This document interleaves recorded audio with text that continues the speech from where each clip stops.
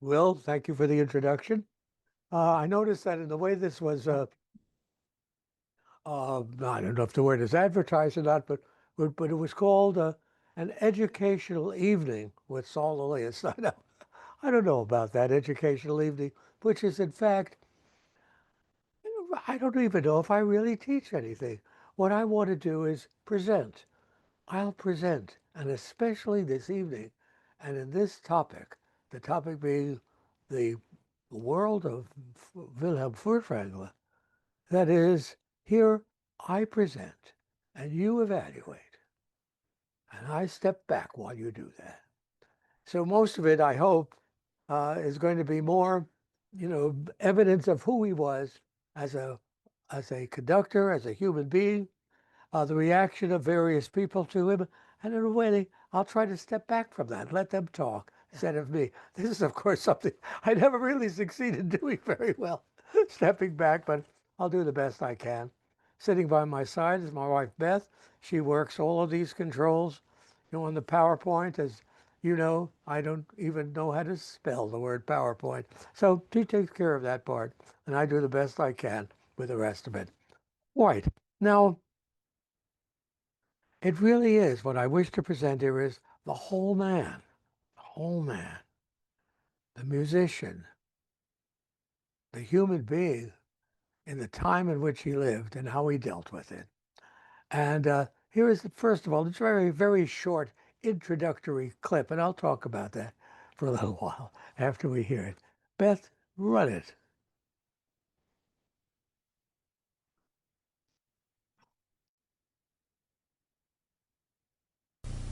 Wilhelm Furtwängler, a man whose life became surrounded by controversy, accused of Nazi sympathies, described by Toscanini as an amateur of genius, by Hindemith as a truly great musician and human being, by Hitler as one of the most unpleasant types I know, and by Schoenberg as a better musician than all those Toscaninis, Ormondys, Kusevitskis, and the rest of them.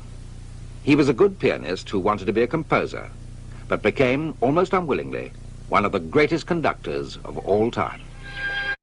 Well, that really provided very quickly a lot of important information that we're going to deal with this evening. That is, the controversy about Furtwängler is not just about his involvement or, removal from the politics of his time in Germany, but also controversy in terms of his style of conducting.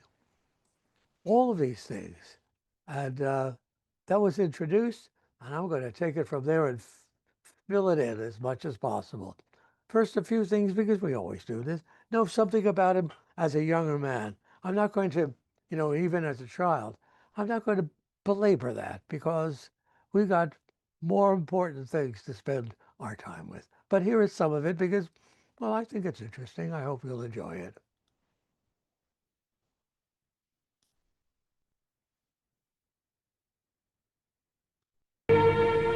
He was fully grown, very tall and slender, with wild curly hair, very heavy eyebrows above his fiery, beautiful, expressive eyes, very supple and lithe. He was precociously clever and gave the impression of an immensely gifted personality. There was a sense of victory about him and something solitary. He said, characteristically, "When I have no reason to be happy, then I am unhappy."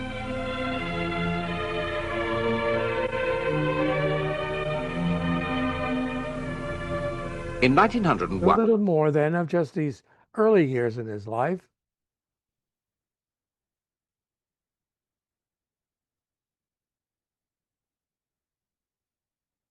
He was he was a good-looking guy. I used to have hair like that. And here he is, of course, older and in his early maturity. And so these photographs tell us some things. And what is never understood just in a still photograph is how he found such rapid success as a young conductor. And he went from all of the smaller towns to larger and larger in a very short period of time. Started out in Breslau and Strasbourg and Lubeck. Well, that's already not a small town at all. Mannheim, Frankfurt, Munich. And if you put it all together, we realize he was celebrated in the German press as the incredible Furtwängler. We're going to try to see why as we go ahead, but they felt this way about him. And part of this will be different people evaluating and trying to understand his extraordinarily different way of conducting and the relationship to an orchestra. Here are a few of those. We'll let them run one after the other. I'll sit back here and enjoy the remainder of my drink.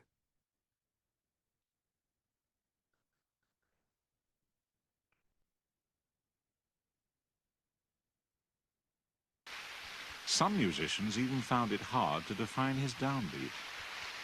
With Furtwängler, precision in orchestral player was not his primary aim. Klemperer was not concerned with precision. If it happened, he liked it and accepted it. I often had the feeling that Furtwängler actually didn't want this, and his rather, we used to call it puppet on a string,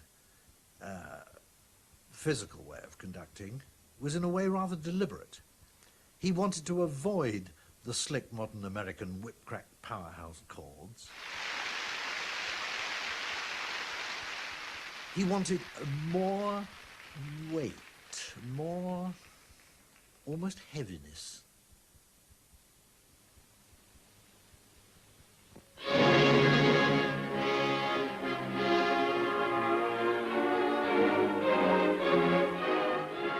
Well, we know this work very well. We're going to hear a lot of it later. But you might have noticed that the downbeat, how did anyone know in that orchestra when they should start playing? It's like it seems as if he gave the downbeat twice. And this is what I think that member of the orchestra was referring to. But let's hear some others, not a member of the orchestra now, but a famous violinist, Yehudi Menuhin, and his feeling about it.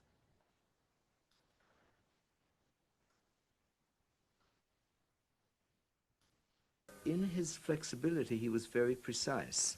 And it takes greater precision to be precise about a fluid shape than it does about a solid shape. A solid shape. Should be more than that, no? Mm-hmm. In his flexibility, he was very precise. And it takes greater precision to be precise about a fluid shape than it does about a solid shape. A solid shape you can specify. You can give it the angles you decide and the planes and the area, and you can be quite specific about that. It can be also very complicated, very complex.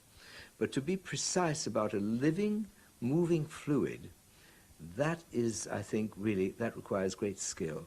You know, something about this concept of the thinking of the music as a living, fluid movement. You realize that Furtwängler's style, that technique, comes right out of the way we can presume Richard Wagner conducted. If you look at it, it's really an excellent essay by Wagner called On Conducting. He talks about this very specifically, about how each section, each phrase of a piece of music has an implication of perhaps, let's say, a subtle adjustment to the tempo of the phrases before it and those that will come after it. And that fluidity of a style was part of, as we know, Wagner's transitional style in composition. And I think that's what he meant as a conductor as well. And I think that's exactly what Furtwängler is trying to create here in his music. Let's see what I've got on here next. I kept talking. I don't remember what I've got next. Beth, put on whatever I've got next.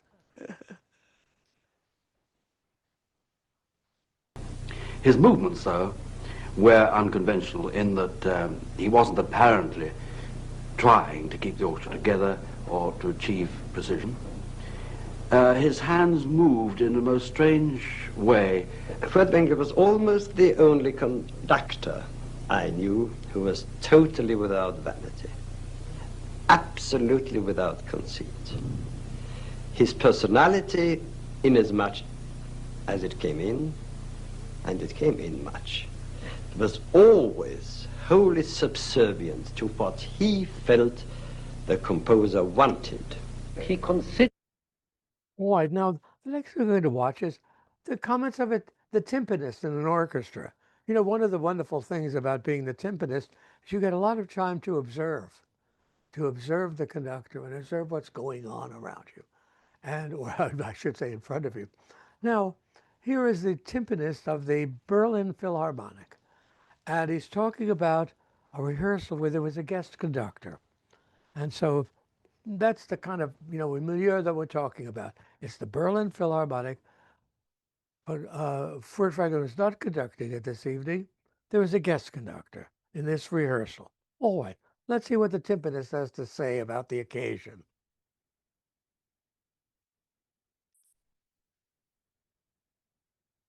Ich möchte eine Begebenheit erzählen. Da saß ich an meinen Pauken oben und ich hatte ja auch Komposition und Dirigenten studiert und legte immer eine Partitur auf meine Pauken, wenn ich nichts zu tun hatte. Ein Pauke hat ja manchmal viele Pausen. Und dann verfolgte ich die Komposition und bei der Probe tut man das Notwendige und man weiß, wie es bei der Probe klingt. Und ich schaute dort hinein und merkte plötzlich, es entsteht ein ganz neuer Klang. Also ein faszinierender Klang. Und ich dachte, was ist passiert? Und schaute zum Dirigenten, aber da war nichts Besonderes zu sehen. Ich schaute zu den Kollegen und die schauten zum Eingang. Und im Eingang stand Furtwängler. Der kam dort rein. Und allein seine Persönlichkeit, sein Auftreten, ohne etwas zu zeigen, ohne etwas zu tun, brachte diesen unendlich schönen Klang hervor. Also wer selbst den Klang so stark in sich trägt, dass er den Klang bei allen so herausfordert. Ich meine, das ist natürlich das, wie es schöner eigentlich nicht sein kann, nicht für ein Orchester, wenn man merkt, also dieser Mensch, der zeigt sich ganz offen und man ist eingeladen, es ihm gleich zu tun.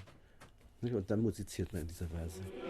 You know, I was thinking just listening to this, listening to him speak here, even though I've, heard this a number of times as I've been preparing this talk, a new thought came tonight, which is that how can you evaluate what makes a great conductor? A great conductor, well, he's come to it right there, because anyone who's competent in it can beat the beats, has studied the score, knows what's going on next and how to balance the instrument and all of those things. Then there's something else that makes the great conductors important, some kind of charismatic factor, which is so deeply personal to him and deeply personal to the orchestra that is performing with him and for him. So I'm glad I listened to it one more time tonight to think about it in this fashion. Okay, what's coming up next, Beth? How do you have to realize, everyone, I'm making this up as I go along. And the thing that's all right about that, there's a quality in Furtwängler's conducting, is that he is conducting as if he's discovering the music as he's conducting it. And the thing is that's pretty wonderful when it happens. It's a risk. You take that risk, but it's worth the risk. Okay, let's go ahead.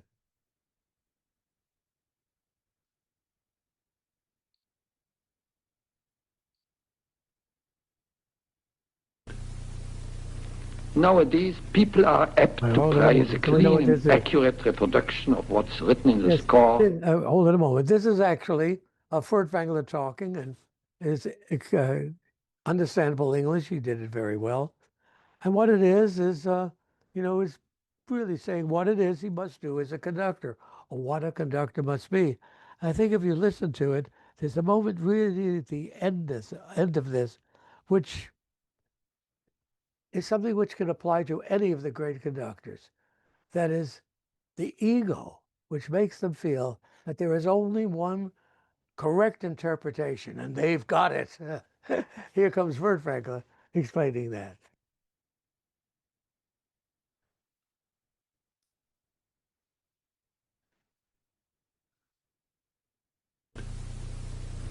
Nowadays, people are apt to prize a clean and accurate reproduction of what's written in the score above everything else. Can one do justice in a line drawing to a work whose significance lies in its vision of color? The duty of the performer is to go back continually to the style of the work itself and base himself on that. The stronger the structure of a work is, and the greater a composer's mastery of form, the more clearly defined is the interpreter's task. It's only when he has studied and mastered the details that his real task begins, the weaving of all the particular into an organic whole. There's only one correct conception of a Beethoven symphony, so one can only hope to approximate to it. Oh, yes. Good for him. Good for him feeling that way. All of the good ones felt that way. Now, there was I'm not going to avoid it at all, but I postponed a bit, which is to talk about the controversy and the rivalry between Furtwängler and Arturo Toscanini. Now, there were some reasons for that rivalry, which had nothing to do with music at all. And it was the fact that Arturo Toscanini, left fascist Italy and came to America. And Wilhelm Furtwängler, stayed in Germany in the same years. Now, there are various ways and various elements what go into decisions like this. We might say, well, there is Toscanini, he was obviously an anti-fascist, but in fact there was no conductor who was more authoritarian in his approach to music and to his instrumentalists than was Arturo Toscanini. And Furtwängler, who came out, let's say, out of that fascistic world, was in fact always considerate of his orchestra, interested in them, and part of an ensemble with them. And so we have to question, well, what about the difference that people felt was really true? I grew up in the 1940s, even a little bit of the 30s was in there, in which we thought of Toscanini as our hero of Western culture, and Furtwängler, if we thought about him at all, as a fascist. Actually, Furtwängler was not a fascist at all, but he lived within that regime. And so we're going to look at the differences between these men now, their approach to music. And I don't ask you to forgive the worst factors in Furtwängler's life, because they're always going to be a factor for me as well. But we might have, there's a Yiddish word for this. The word is rachmanos, which means mercy. And so we might have a little Jewish mercy on Furtwängler after all. All right, here is an example with Beethoven's, what have we got here? We've got Beethoven's Fifth Symphony. I'd like to hear the difference between the way that Toscanini opened that symphony and the way that Furtwängler did. Here's one after the other.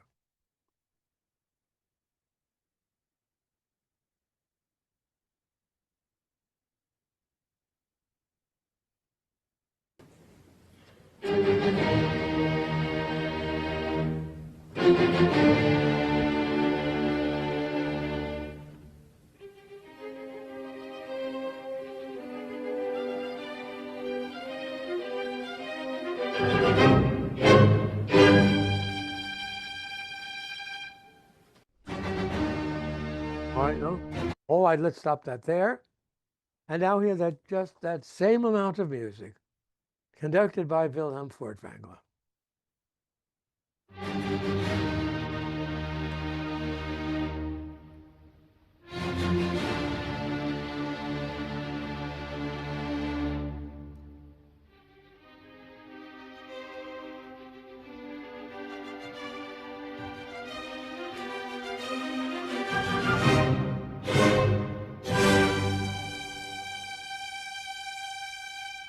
Now, the conclusion of the first movement, I think, will make even more apparent to you. I don't have to tell you what it is. You're listening to it. You understand that. Even more so is the way each of these great conductors conceives their work for the ending of this first movement.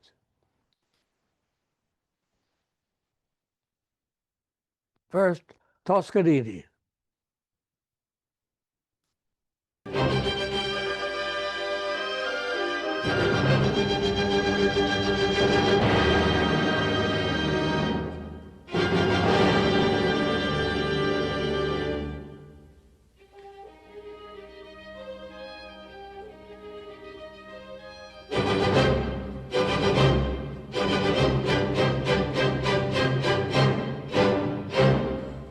Boy, now here's the exact same amount of music with Furtwängler conducting.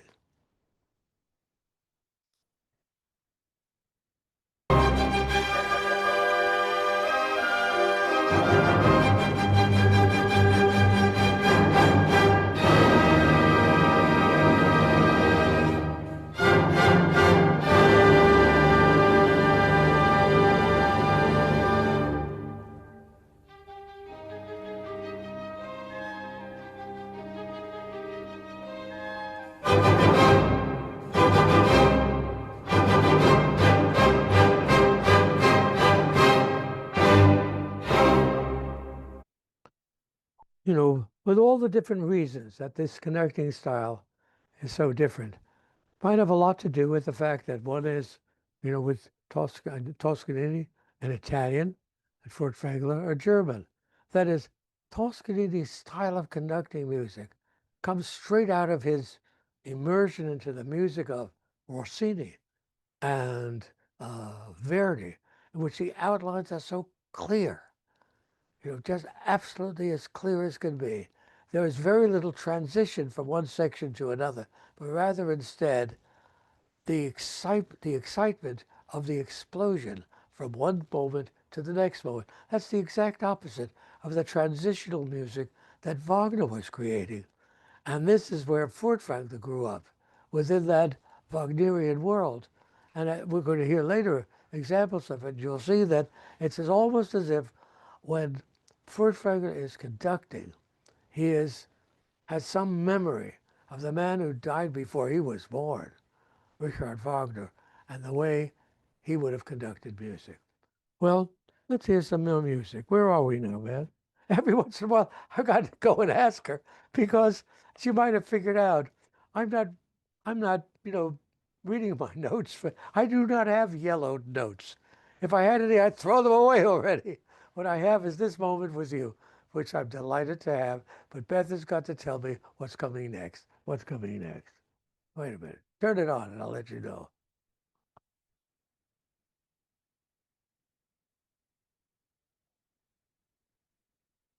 Or what we have here, oh, this is a good one.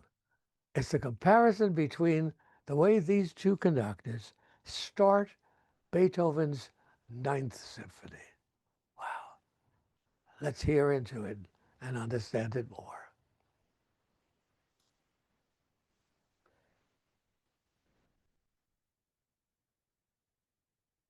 He has been criticized for imprecision. The criticism is justified, but the evaluation isn't. Which is to say that where Furtwängler was imprecise, he not only wanted to be, but the composer wanted him to be. Let me give you one example. First, a performance of Beethoven's Ninth Symphony under Toscanini. I wasn't there myself, but I gather that as soon as the introductory bars, Furtwängler, who was there, jumped up from his seat, shouted bloody time beater, and left the concert hall. What had happened, what had aroused him so, was that Toscanini took the opening sextuplets very precisely, so that you could hear them as sextuplets.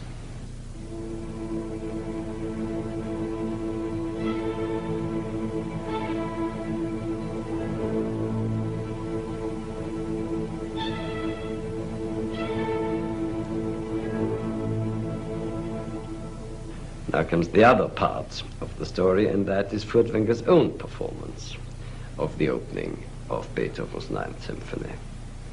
There you couldn't hear a thing. You certainly couldn't hear sextuplets. What you could hear was a vague, tense noise. The beginning before the beginning, as it were, which is exactly what Beethoven had intended it to be.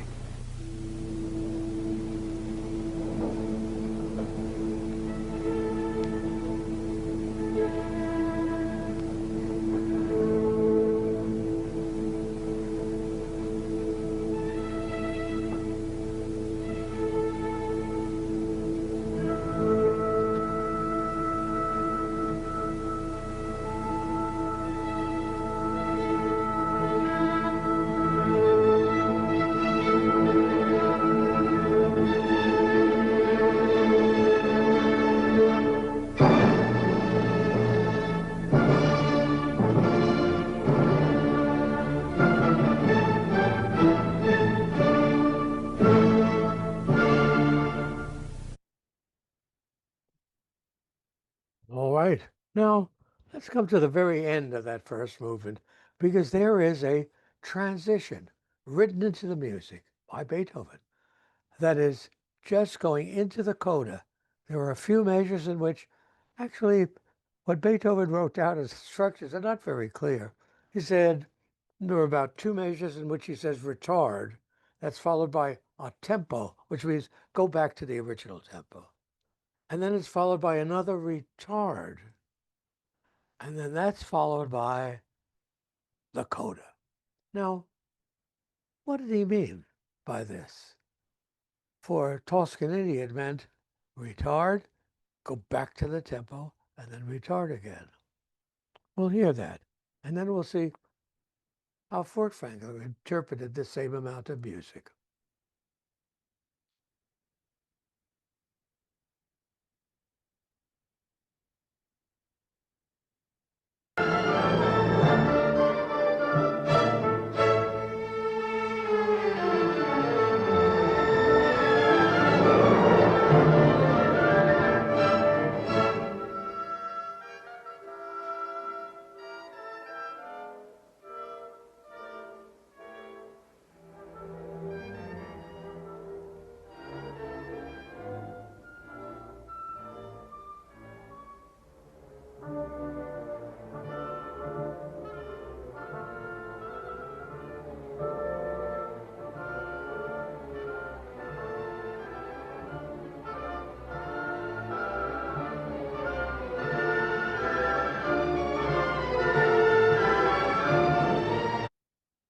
Right.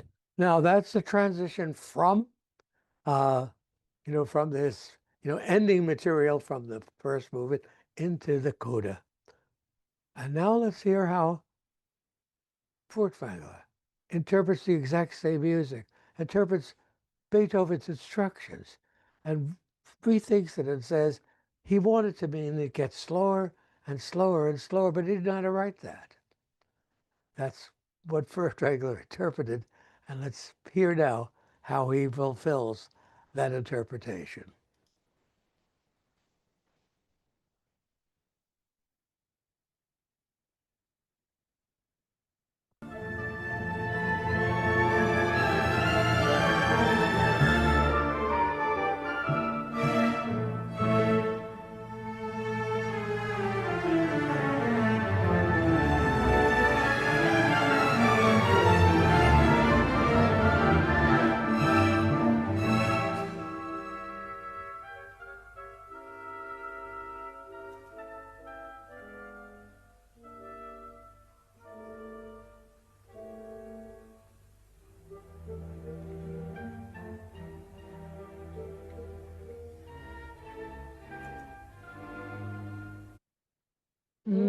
No. Oh, I didn't mean it to stop there. No, no, no, no. No. How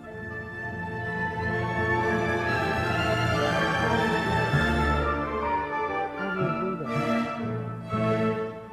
We're going to try it. Go ahead, here it comes. Here it comes.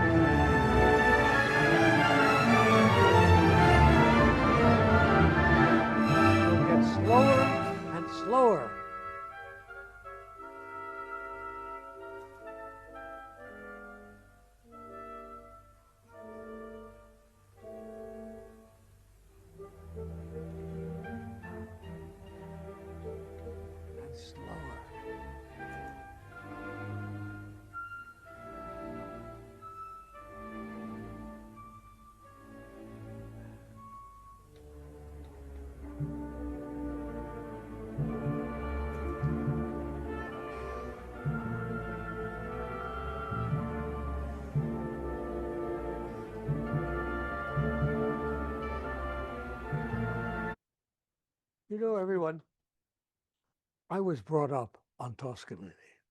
And so what Furtwängler did was, I didn't hear his recordings then because you couldn't hear them in the United States, but he and others who interpreted what what the composer wrote, even if it wasn't written in the score, we looked at them with disdain.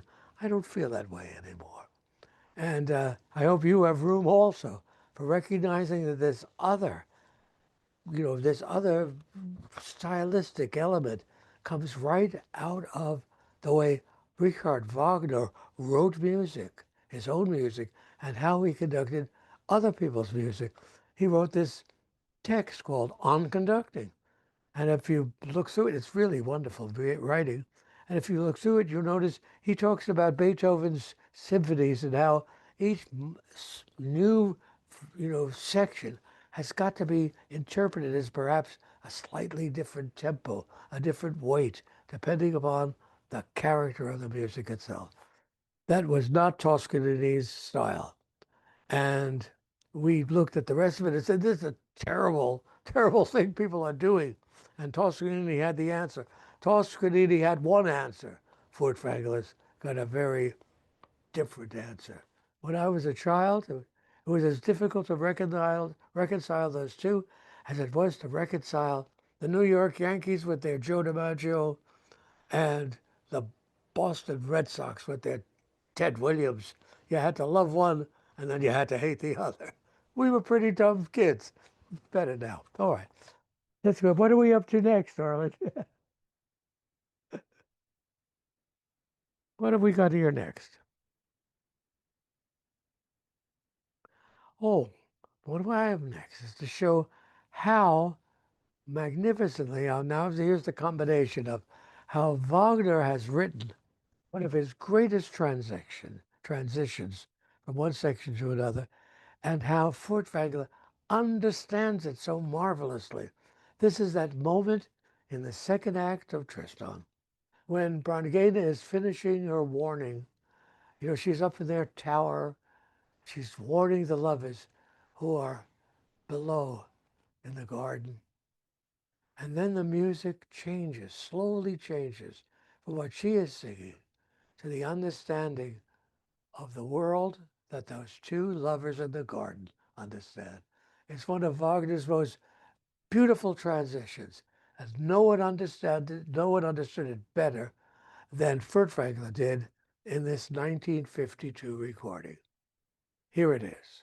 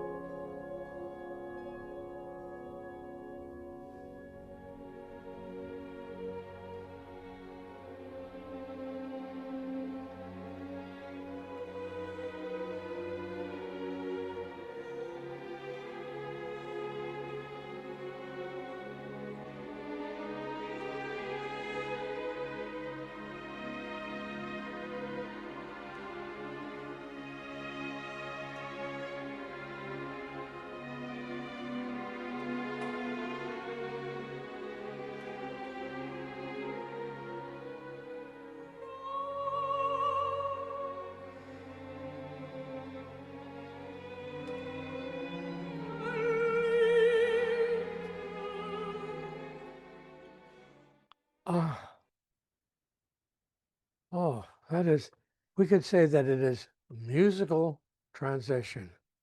Clearly it is that, but it is an emotional transition between the thought and the sound of the woman on observing, Brangena observing, calling out, beware, and then the softness, as if the softness of the grass they might be lying on, the softness of that world of love that Tristan and Isolde are experiencing. Wagner conveyed that so wonderfully. I know many recordings of this opera. Nobody does that. Nobody does that transition as well as Wilhelm Furtwängler in 1952. All right. Now, sometimes the difference is in, again, this is a matter of the understanding of finding the right tempo. Finding the right tempo was, in Wagner's essay on conducting, the most important element so that you could find the speed with which melody, which he called melos, the melos could continue. And since there is always the possibility of changing moods, Wagner wished for in his own conducting and in the conducting of his own music that people searched for the melos. Here are two different examples of that search that we're going to combine one after the other. You'll hear the difference. The first is, both of them are Mozart's 41st Symphony, Mozart's 40th Symphony, the very first opening moments, first conducted by Eugene Joachim, and then immediately we'll turn to Furtwängler's, which has an entirely different understanding of what that music can be. Is it the languishing music which Mozart created, as we usually hear this performed, or is it a music of almost desperation, which is the way Furtwängler wished to interpret it? Here it is, the two different versions.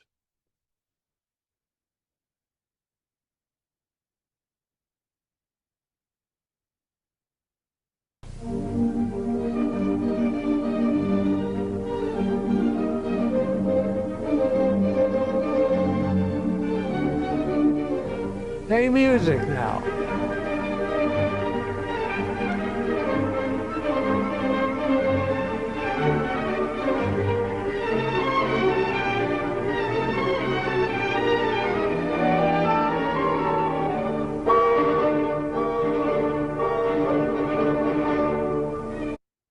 You know, I've mentioned already that in terms of conducting style, and we haven't seen it yet in rehearsal, that it was Toscanini who was the dictator, and it was Furtwängler who was, in fact, really conciliatory and be careful with his orchestra. Here's an example of that with Furtwängler conducting in a rehearsal the opening of Schubert's wonderful Eighth Symphony, the Unfinished Symphony. Let's see what Furtwängler does with that opening.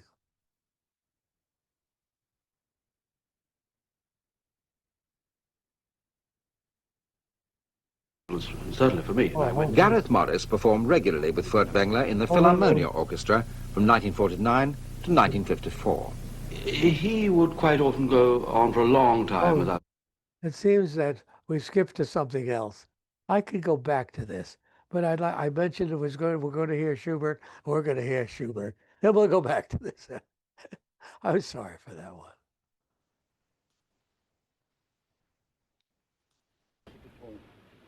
Und die nicht langsamer. Diese 16 sofort im frisches Wasser.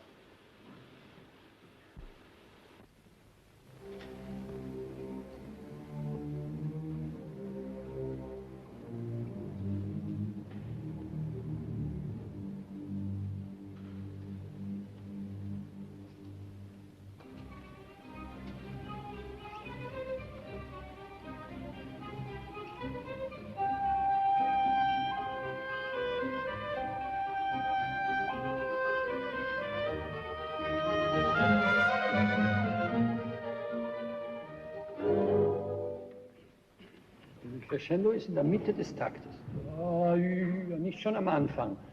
Sowohl bei Ihnen als auch bei mir viel zu früh. Nur ganz, und nicht so übertrieben stark. Das ist ganz das Melancholische. Okay. Machen wir es nochmal. Bitte recht legato. Nicht.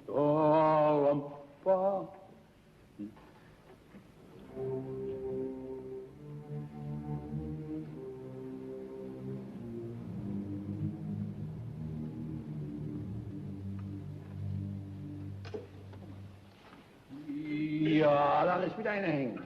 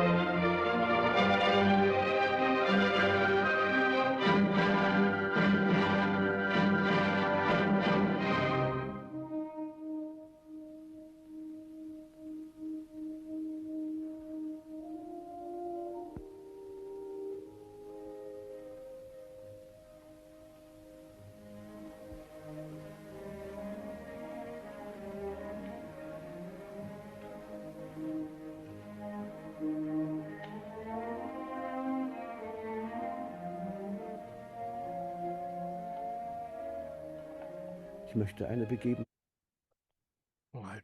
You know that you might think correctly, that small little change that he asked for at the beginning in the phrasing for the cellos and the basses was very small, and it didn't really matter much. They sounded quite similar. That would be true. You say, well, why does he bother with that? It's because that orchestra knows, and every instrumental it knows, is that he's listening to everything. And just that understanding of the conductor's intense listening into every moment of rehearsal makes an orchestra play better. That's what Furtwängler was doing there. Boy, now, when we look at his career, he made a debut in London in the 1920s, and he continued conducting there through almost the late 1930s, connected to 1938.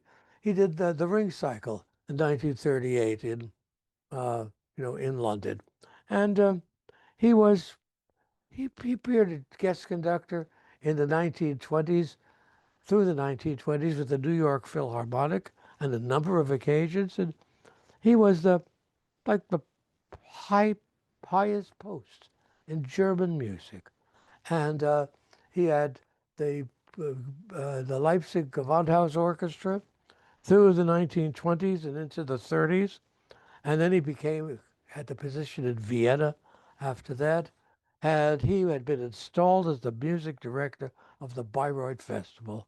Now, there could be no doubt that at this point, this man was at the absolute pinnacle of the classical musical world.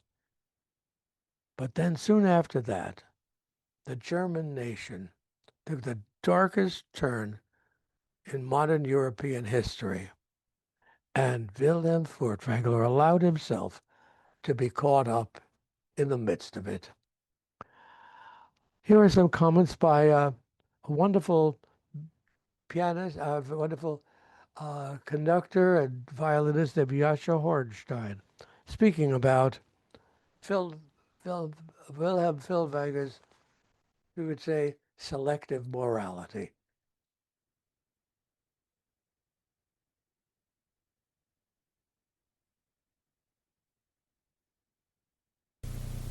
Jascha Horenstein was Furtwängler's assistant for the Frankfurt Music Festival in 1927. But he was like a lion in a cage, a hungry lion in a cage, on an evening when he was not conducting. This may be the reason that you would say that private life did not exist for him, only his professional life, because he was really, he could not stand one day without having worked, having rehearsed or conducted. This may be the reason that he gave the impression that there was no private life for him. But this was not so. Private life was still very important for him, maybe too important in some period of his life.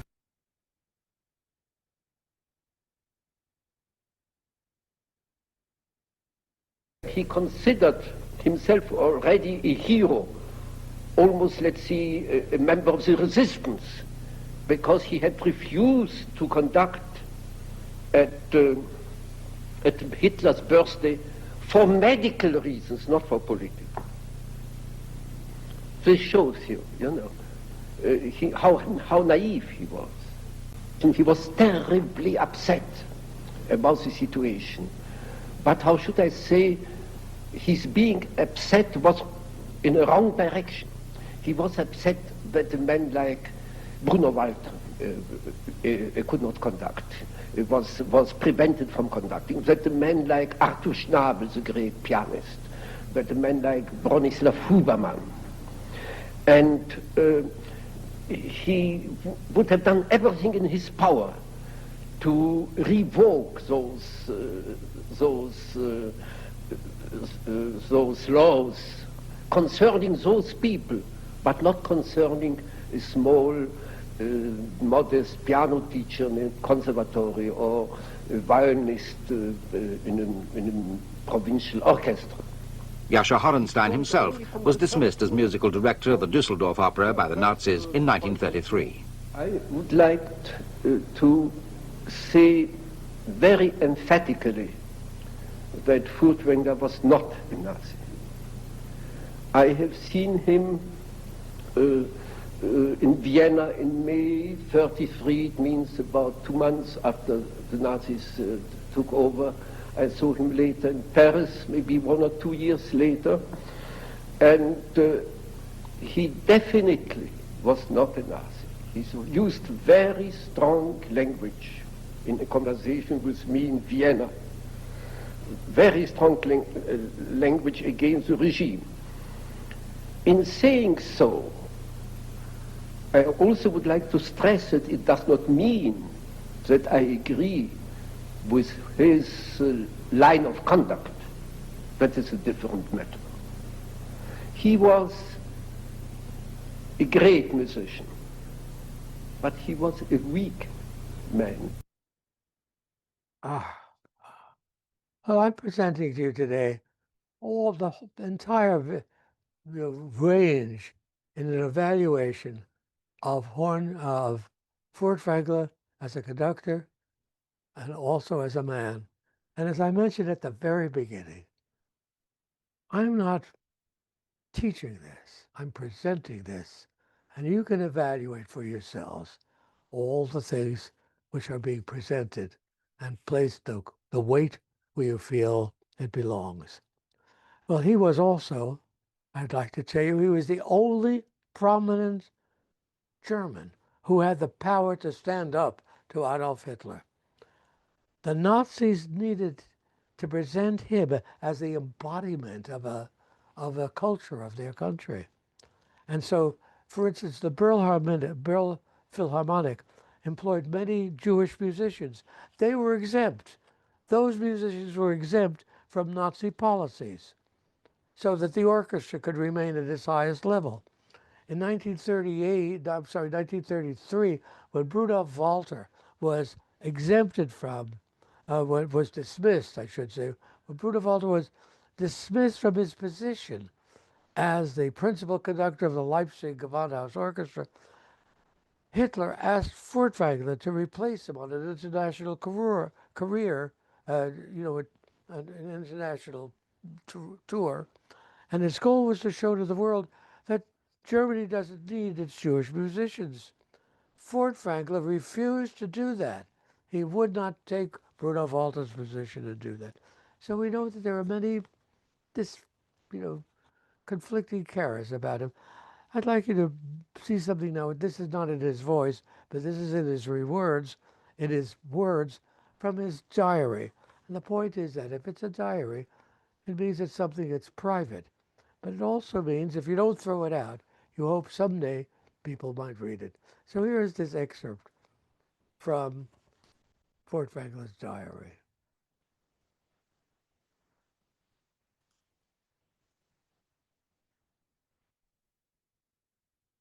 I've often been asked why I remained in Germany at all, when I did not really have to. I could have emigrated at the time and been thought of as a martyr, and fought National Socialism from outside Germany. But I remained. Not because I had changed my views. I offered resistance where it was possible. I did not conduct in occupied countries, because I did not wish to appear in the wake of tanks and guns. My view was and is that art must have no truck with power politics, war and hatred between nations. In fact, a major difference of opinion arose between Furtwängler and the Nazis in November 1934, when he wrote an article for a German... Oh, I'm not going to go into that, but there are instances of this, and they're very important, I think. But I don't think that they are conclusive in terms of what was his strength and what was his weakness. For instance, in the 1940s, there was a concert arranged, when I say 1940s, I mean the early 1940s, a concert that was arranged for wounded German soldiers and for working class audience, a working class audience. And it was asked to, play Die Meistersinger prelude. And Furtwängler was asked to conduct this. How could he refuse that? Wounded soldiers, working class people. He did not refuse it.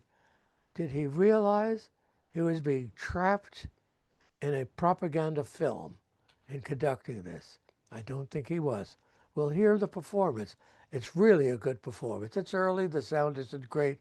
The tape flips now and then, but I think you'll hear how wonderfully Furtwängler is conducting music, which you all know very well. But the other thing that you might notice is the film. And the film is done in, you could say, the style of Leni Riefenstahl. Maybe it even was one of her films. I'm not sure about an attribution for it. But you'll notice the way she photographs individuals listening to this music, very much in Riefenstahl style when you hear it. And so, what was Furtwängler? Was he so naive? Was he unaware of the, unconcerned about how this film could be used? I don't know the answer to that. We're going to hear a terrific performance now of the Meistersinger Prelude. But keep in mind that we're listening and we're looking at the same time. Here it is.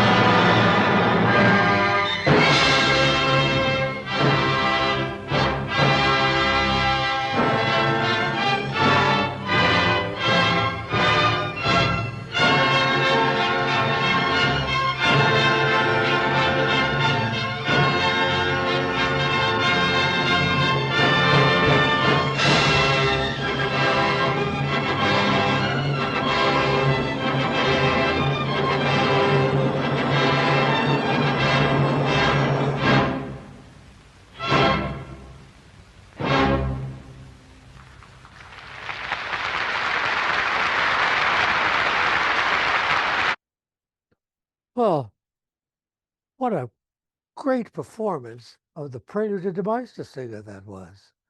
Truly a magnificent performance. And what a pernicious piece of propaganda it was. Workers, wounded soldiers, beautiful women at home, all of these things, fight on, fight on. Oh my God, how did he get stuck in the midst of that?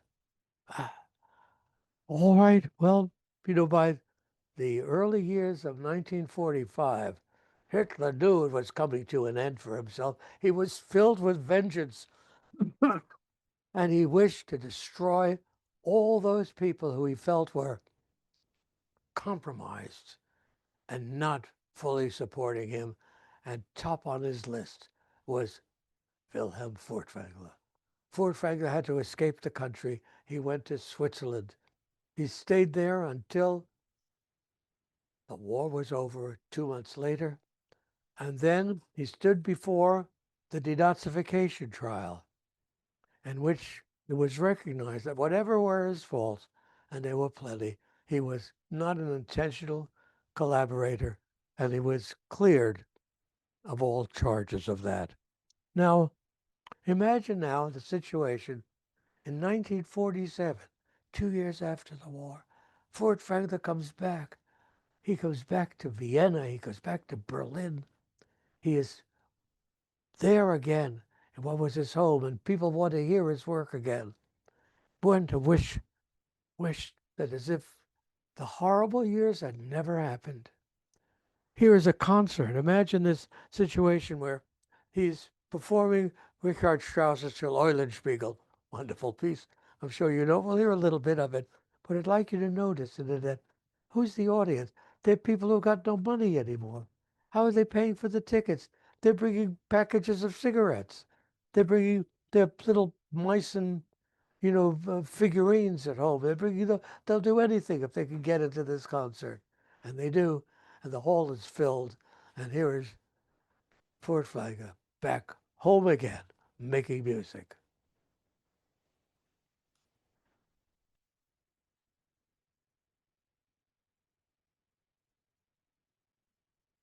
Among those who spoke up for Furtwängler was Boleslav Barlock, who's well known as director of the Berlin Schiller Theater.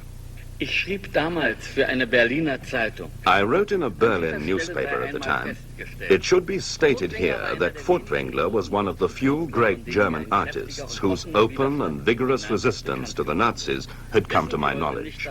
Have those who now criticize Furtwängler never heard of the fact that as late as 1935 he conducted Mendelssohn in public in Berlin?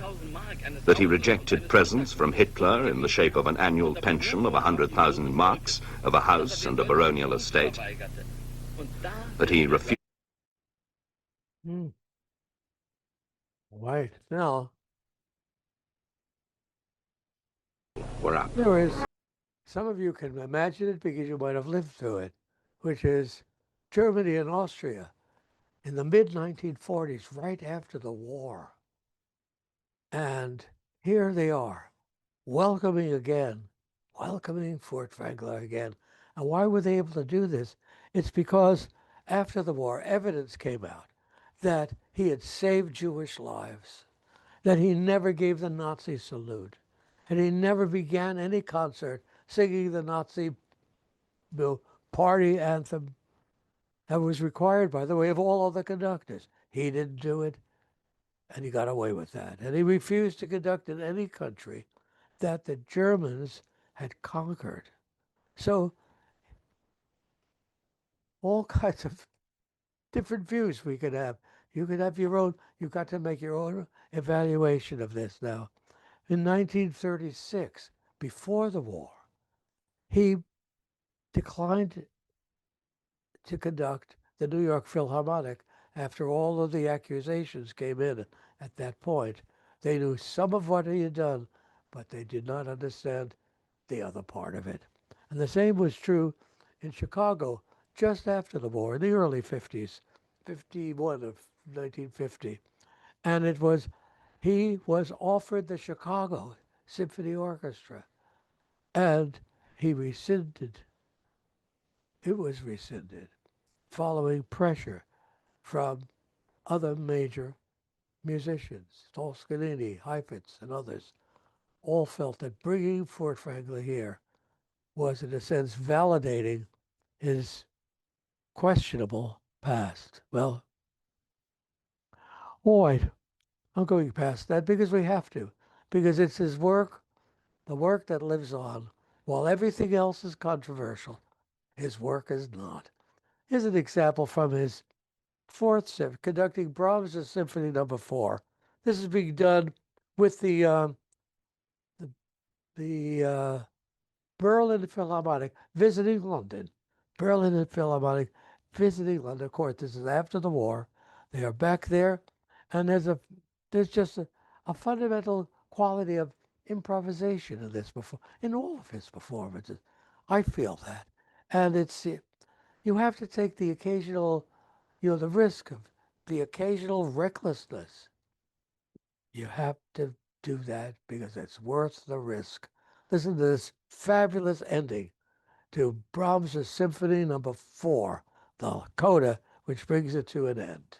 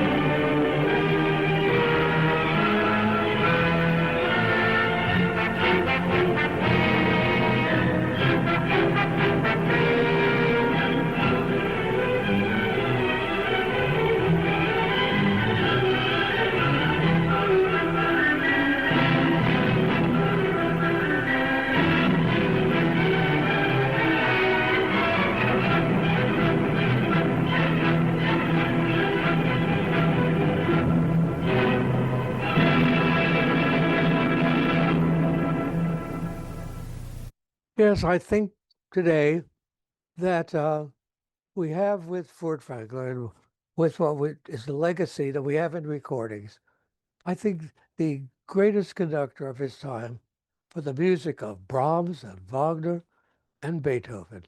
These were his specialties. It's what he gave his life to. And we're going to hear one more example from Beethoven. And earlier than what we just heard, this is from a moment during the Nazi regime in which he is conducting Beethoven's Ninth Symphony. We're going to see this excerpt from it with an audience seeing it and witnessing. And what is that audience? That audience is major figures in the German Nazi Party. That's who's in this audience. And the great paradox, and it's the great paradox of Furtwängler's life, is here is this wonderful performance. Here is a chorus singing with the orchestra, alle Menschen werden Brüder, all mankind are brothers. This is what they are singing, and we know the audience they're singing it for. And if you can figure this out, you're a better man than I. All I know for sure is a final thought, is Ted Williams was just as good as Joe DiMaggio. Here's this final excerpt.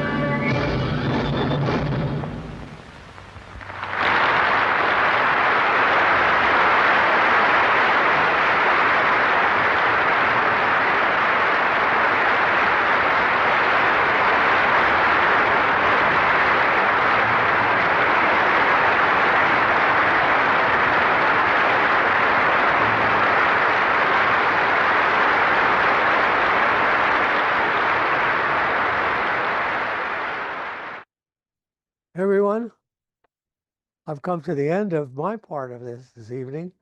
The last thought in my mind was one of the last thoughts in Beethoven's mind, which is alle Menschen werden Brüder. All mankind are brothers. Everyone, we have some time left, and I'd love to spend it with you now sharing any thoughts you have. And Will, I'll leave it to you to get this started. Thanks, Saul. Another great presentation. There are a few questions in our Q&A, and if anyone else has questions, go ahead and put them in there so we can give them to Saul. So first question, Saul, is, do you know about Ronald Harewood play, the Ronald Harewood play, Taking Sides, about Furtwängler's post-war denazification? If so, what do you think of it? Yes, I do know it. I did never see a performance of it, but I've seen excerpts from the performance, and I'm glad it's out there. I'm glad it's out there, in that I think there was a time, right at the end of the Second World War, when people like Furtwängler were, in a sense, dehumanized, in that I think we recognized their weakness, but did not forgive them. And I'm willing today to forgive weaknesses. I got a few of my own, and I find that Furtwängler was, in fact, perhaps the greatest conductor that I'm aware of in the 20th century. And so that exists, and that cannot be destroyed. And that which is weakest in him is, I think, disappeared. And I'm all right with that. Thank you, Saul. Next question is from Lou Pangaro. Conductors who are composers, Wagner, Furtwängler, Bernstein, have a different idea of their role, much less beholden to the score itself. Is that right? Well, actually, conductors always, I'll give you the example, is Igor Stravinsky didn't like anybody else touching his music. So he eventually, we're glad he did it.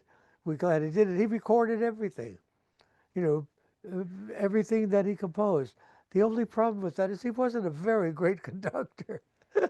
But, we accept what he did because of how clear everything is of his intentions. And I think that's true also of other conductors. But sometimes their intentions get in the way. For instance, Bernstein's recording of the music from Candide is it's too slow. He says, how can it be that a composer could conduct his own music too slowly? It's because he doesn't let go of the notes. He wants them so much to be there, he conducts too slowly. Almost any other performance you'll hear of, for instance, the conclusion of Candide is better than Bernstein's. And so I don't know if this is much of an answer to your question, but it is recognition that they're human beings after all, and wish to hold on near the ends of their lives, even sometimes to the detriment of their interpretations of their own music. Thank you, More, Saul. give me more out there. There's more.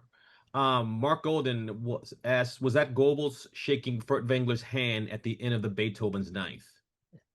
I'm not sure there, but we saw Goebbels through a few of those clips.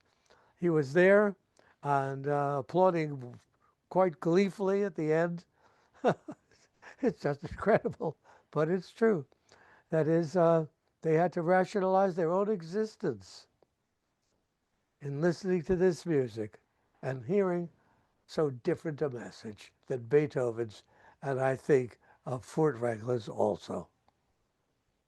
Uh, there are two comments that says the movie Taking Sides with Harvey Keitel. It's on YouTube. Thank you, Dan Sherman. And Wayne Blackman said it's on Tubi, streaming free. If people want to Oh, I'm see. glad to hear that. I'm glad to hear that. I recommend it to you. I recommend it to myself because I have not seen the entire movie. Thank you, Wayne and Dan and Mark. From Guillermo, thanks you, Saul, for a truly magnificent presentation. How would Herbert von Karajan fit into this situation? Well, that's Herbert von Karajan. Let's say was has a much stronger connection with the Nazis, because while Furtwängler never joined that party or had respect for the party and their ideals, von Karajan was a young man. He was a young man. Hitler had just come to power, 1933, and Furtwängler was, I'm sorry, von Karajan was an opportunistic conductor, as are most conductors. And so he did whatever he had to do to succeed in the business. And one of the things he had to do was join in the, let's say, the pushing out of Furtwängler, in that Karajan had help within highest Nazi echelons to get rid of Furtwängler for obvious reasons, because Furtwängler was not a Nazi. And Herbert von Karajan was. He could not deny that.